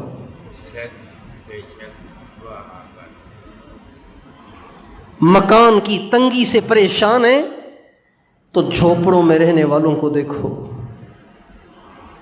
طبیعت سیٹ ہو جائے گی، طبیعت سیٹ ہو جائے گی۔ یہ کتنی بارشیں، یہ جو پچھلے دنوں بارشیں ہوئیں، ان بارشوں میں کتنے لوگ تھے جو سڑکوں پہ چھپر بنا کے پڑے ہوئے تھے، ان میں مچھر اور ان میں مکھیاں اور ان میں بیماریاں اور ان میں وائرس اور ان میں بھوک اور ان میں پریشانی، اور کتنے خوش نصیب تھے کہ جو ان بارشوں میں بھی گھر کی چھتوں میں رات کو آرام سے سوتے تھے۔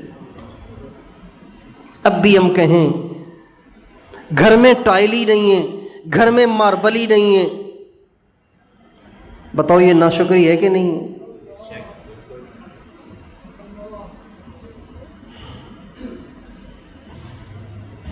یہ علاج ہے ہرس کے ختم کرنے کا، ایک علاج۔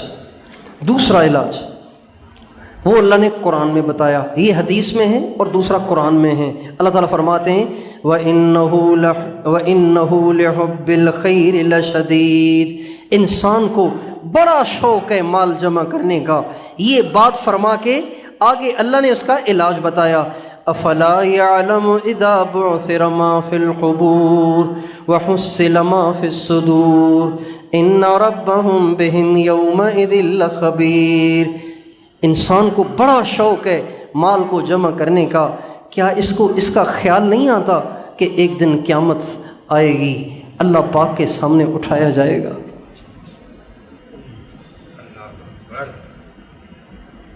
یہ علاج ہے، یہ علاج ہے۔ دل مال کی طرف مائل ہو تو آپ اپنے آپ سے کہیں ہمیشہ یہیں رہنا ہے کیا؟ مرنا نہیں ہے۔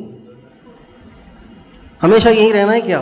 مرنا نہیں ہے، مرنا ہے، جانا ہے، پھر پیشی ہوگی، حساب ہوگا، اللہ پاک کے سامنے کھڑا کیا جائے گا۔ کن چکروں میں پڑے ہوئے ہو تم؟ اور یہ بات یاد رکھیں، جس کے پاس جتنی زیادہ دنیا ہوگی، جس کے پاس جتنا زیادہ مال ہوگا، قیامت کے دن اتنا اس کا حساب زیادہ ہوگا۔ حضرت عباس نے، کس نے؟ سب بتائیں۔ حضرت عباس نے حضرت عمر امیر المومنین سیدہ کہول اہل الجنتی ابو بکر و عمر، ہمارے نبی کا ارشاد ہے، صحیح حدیث ہے کہ جنت کے ادھیڑ عمر کے لوگوں کے سردار ابو بکر اور عمر ہوں گے، اور سیدہ شباب اہل الجنت الحسن والحسین، اور جنت کے جوانوں کے سردار حسن اور حسین ہوں گے۔ ادھیڑ عمر کے سردار، ادھیڑ عمر کے لوگوں کے سردار ابو بکر اور عمر ہوں گے، جوانوں کے سردار حسن اور حسین ہوں گے۔ اتنے بڑے آدمی، حضرت عباس کہتے ہیں میں نے حضرت عمر کو خواب میں دیکھا 1 سال کے بعد۔ کتنے عرصے کے بعد؟ کہتے ہیں مجھے بڑی خواہش تھی حضرت عمر کے انتقال کے بعد کہ اللہ مجھے حضرت عمر کی زیارت کرائے، کہ ان سے پوچھوں کہ عمر کیا ہوا آخرت میں۔ کہتے ہیں 1 سال کے بعد مجھے حضرت عمر کا دیدار ہوا خواب میں، تو میں نے پوچھا عمر کیا ہوا؟ کہ 1 سال سے حساب چل رہا تھا، ابھی فارغ ہوا ہوں، ابھی فارغ ہوا ہوں۔ کس کا حساب چل رہا تھا؟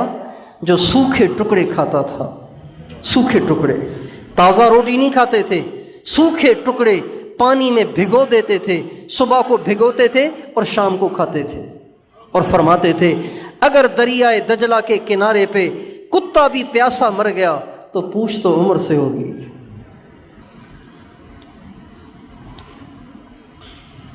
گشت کر رہے ہیں، رات کو گشت کر رہے ہیں، گشت کرتے ہوئے ایک گھر کے اندر سے بچوں کے رونے کی آواز سنائی دی، بچوں کے رونے کی آواز سنائی دی۔ رات کو سوتے نہیں تھے حضرت عمر، رات کو سوتے نہیں تھے۔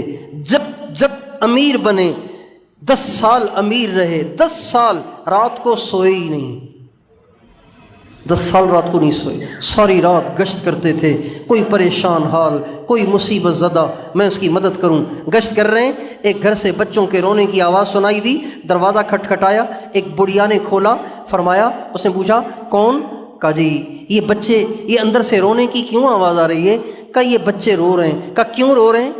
کہا بھوک کی وجہ سے رو رہے ہیں۔ کیوں رو رہے ہیں بھائی؟ بولو تو صحیح نا، بھوک کی وجہ سے رو رہے ہیں۔ تو کہا یہ ہنڈیا تو رکھی ہوئی ہے آپ نے چولہے پہ، ہنڈیا تو رکھی ہوئی ہے۔ کہا یہ پانی رکھا ہے ابالنے کے لیے، بچوں کا دل بہلانے کے لیے، اور بچوں سے یوں کہا ہے بیٹا کھانا پک رہا ہے، آپ سو جاؤ، جب کھانا پک جائے گا نا تو آپ کو اٹھا کے کھلا دوں گی۔ لیکن بچے بھوک کی وجہ سے سو ہی نہیں رہے۔ بچوں کا دل بہلانے کے لیے پانی رکھا ہے، آگ پہ ابالنے کے لیے بھاپ اٹھ رہی ہے، اور بچے اسی سے خوش ہو رہے ہیں، ابھی کھانا پکے گا، ابھی کھانا پکے گا۔ پھر وہ بڑھیا کہنے لگی ٹھیک ہے میرے بچے آج بھوک سے رو رہے ہیں، لیکن آخر قیامت بھی تو آئے گی، کل قیامت کا جب دن ہوگا تو میرا ہاتھ ہوگا، عمر کا گریبان ہوگا۔ اللہ پوچھے گا عمر سے کہ تیری پبلک میں ایک عورت کے بچے بھوکے تھے اور تو نے ان کی فکر ہی نہیں کی۔ جب اس نے یہ کہا نا تو حضرت عمر زار و قطار رونے لگ گئے اور کہنے لگے ارے بڑی اماں، آپ کے حال کی عمر کو کیا خبر؟ عمر کوئی عالم الغیب تو نہیں ہے کہ اس کو ہر چیز کا پتہ چل جائے۔ آپ کے حال کی عمر کو کیا خبر؟ جب وہ ہمارا امیر بنا ہے تو اس کو ہمارے حال کی خبر لینی چاہیے نا، امیر بنا ہے ہمارے حال کی خبر لینی چاہیے۔ حضرت عمر نے جب یہ سنا تو وہاں سے لگائی دوڑ لگائی۔ 70 سال کا بوڑھا بھاگا بھاگا جا رہا ہے۔ حضرت اسلم غلام بھی ساتھ ہیں، بیت المال کے پاس پہنچے، ایک بوری اٹھائی، آٹا، گھی، یہ اور وہ بہت ساری چیزیں اس بوری میں بھر لیں۔ اب وہ بوری بالکل کھچا کھچ بھر گئی۔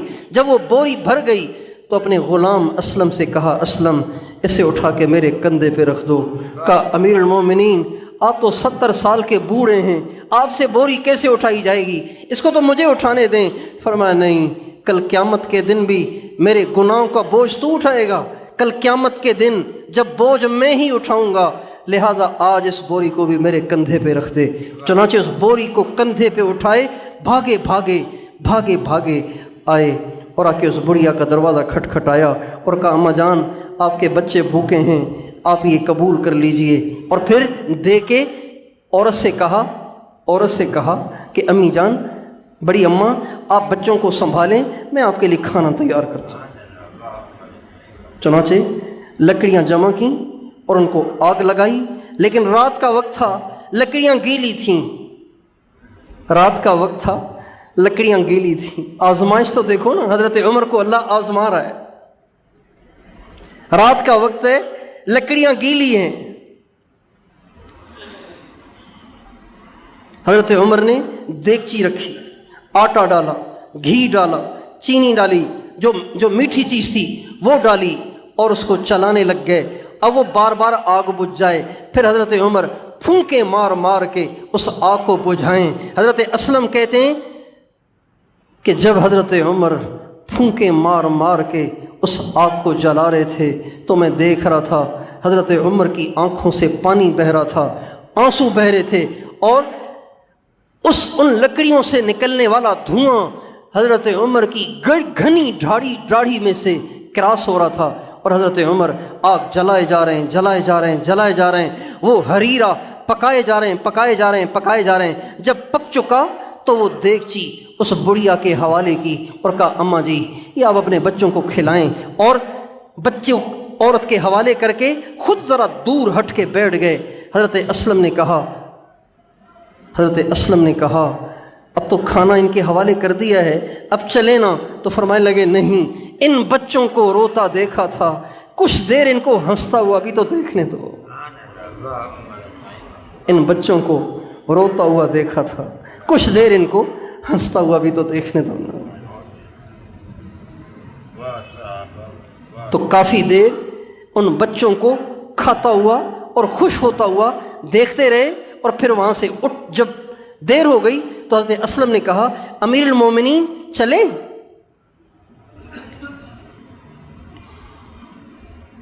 فرمایا ہاں چلو۔ جب جانے لگے نا تو اس عورت نے کہا بیٹا کاش عمر کی جگہ تو امیر ہوتا، کاش عمر کی جگہ تو امیر ہوتا، کتنا اچھا آدمی ہے تو، اتنے بڑے دکھ اور پریشانی اور تنگی میں تو اتنی رات گئے ہمیں کام آیا، اتنا سارا سامان ہمیں دیا، کھانا بھی پکا کے ہمیں کھلایا، تو تھا اس کا حقدار کہ مسلمانوں کا امیر بنتا۔ تو حضرت عمر فرمانے لگے اماں جی کل آپ جب امیر المومنین کے دربار میں آئیں گی نا تو انشاءاللہ مجھے بھی وہیں دیکھیں گی، مجھے بھی وہیں دیکھیں گی۔ اتنی پرمشقت زندگی گزارنے والے، اتنا غریبوں کا احساس کرنے والے، حضرت عباس سے کہتے ہیں 1 سال سے حساب دے رہا تھا، آج فارغ ہوا ہوں۔ تو بتائیے حریص آدمی اپنے لیے مسائل کھڑے کر رہا ہے کہ نہیں کر رہا؟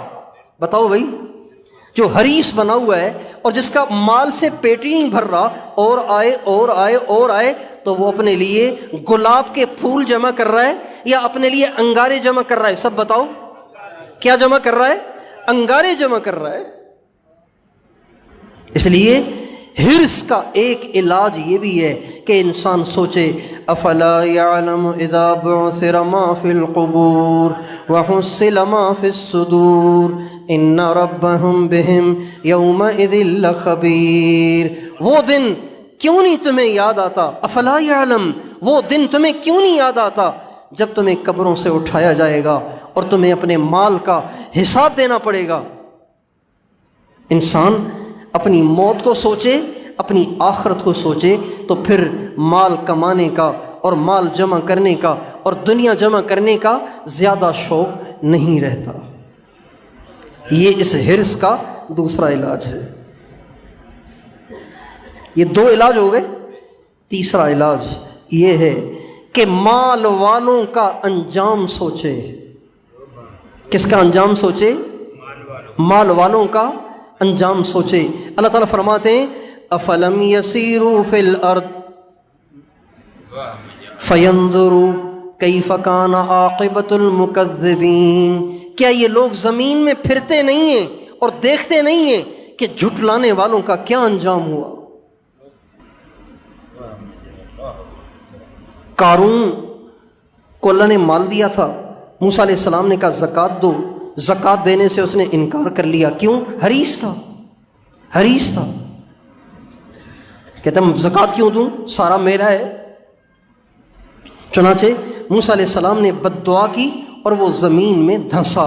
آگے اللہ نے عجیب بات فرمائی،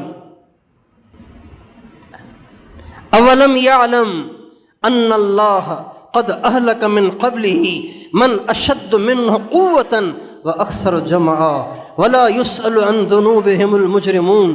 اللہ فرماتے ہیں اس کم بخت قارون نے کبھی یہ نہیں سوچا کہ اس سے پہلے اس سے بھی زیادہ طاقتور لوگ آئے، اس سے بھی زیادہ پیسے والے اور مال والے آئے، لیکن سب ختم ہو گئے۔ اللہ پاک نے سب کو ہلاک کر دیا، بے نام و نشان کر دیا۔ اگر یہ ان کے بارے میں سوچتا تو کبھی بھی یہ مال کا اتنا حریص نہ بنتا کہ موسیٰ علیہ السلام کے زکوٰۃ کے حکم کو ٹھکرا دیتا۔ اس آیت سے پتہ چلتا ہے کہ انسان کو اگر اس میں حرص کی بیماری اس کو لگ گئی ہے تو اس کو ختم کرنے کے لیے وہ اپنے سے پچھلے لوگوں، اپنے سے پہلے زیادہ مال والے اور زیادہ پیسے والوں کا انجام سوچے۔ یہ تین چیزیں ہیں، اگر کوئی کرے گا تو انشاءاللہ اسے پھر مال کی حرص نہیں رہے گی، ہوس نہیں رہے گی۔ اللہ تعالیٰ اس کو حرص جیسی گندی بیماری سے نجات دے دے گا۔ ایک علاج اپنے سے دنیا کے لحاظ سے اپنے سے اوپر والوں کو دیکھنا چھوڑ دیں، اپنے سے نیچے والوں کو دیکھا کریں۔ اور دوسرا، موت کا مراقبہ کریں، موت کا مراقبہ، آخرت کا مراقبہ، قیامت کی پیشی کا مراقبہ کریں کہ مجھے پیش ہونا ہے، مجھے مرنا ہے، مجھے قبر میں جانا ہے، مجھے قیامت کے دن اللہ پاک کو حساب دینا ہے۔ کتنا جمع کروں گا؟ جتنا جمع کروں گا اتنا زیادہ حساب دینا پڑے گا۔ اور تیسرا اس کا علاج کہ اپنے سے زیادہ مال گزرے ہوئے مال والوں کے انجام کو سوچے۔ اللہ تعالیٰ مجھے اور آپ کو اس حرص جیسی بیماری سے چھٹکارا اور نجات عطا فرمائے۔ تو ان تینوں علاجوں کو اختیار کریں گے۔ جس کے پاس ضرورت کے کپڑے ہیں وہ اگلے کپڑوں کی فکر نہ کرے، جس کے پاس ضرورت کے جوتے ہیں وہ اگلے جوتوں کی فکر نہ کرے، جس کے پاس ضرورت کا گھر ہے وہ اس سے زیادہ گھر کی فکر نہ کرے، جس کے پاس گزارے کا کاروبار ہے وہ اس سے زیادہ کاروبار کی ٹینشن نہ لے، ہر جگہ ٹانگ نہ پھنسائے، ورنہ پھر ایسی ٹانگ پھنسے گی کہ نکالنا مشکل ہو جائے گی۔